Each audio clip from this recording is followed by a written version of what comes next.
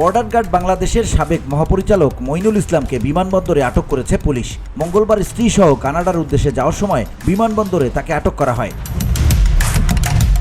সূত্রে জানা গেছে, বিডিআর হত্যাকাণ্ডের তদন্ত কমিশনের প্রধান মেজর জেনারেল অবসরপ্রাপ্ত ফজলুর রহমান কমিশনের আইন মোতাবেক সেকশন 4-এর ক্ষমতা বলে লেফটেন্যান্ট জেনারেল অবসরপ্রাপ্ত মইনুলের বিরুদ্ধে সমন জারি করে পুলিশ প্রধানকে জানিয়েছেন।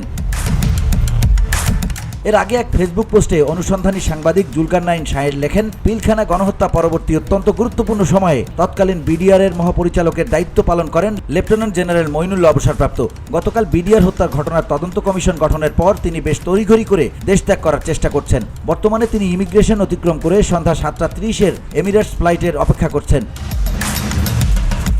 বিডিআর হত্যাযজ্ঞের যথাযথ তদন্তের জন্য এই ব্যক্তির উপস্থিতি অত্যন্ত গুরুত্বপূর্ণ। তিনি যেন কোনো মতেই বাংলাদেশ ত্যাগ করতে না পারেন, সকলে তা নিশ্চিত করা উচিত।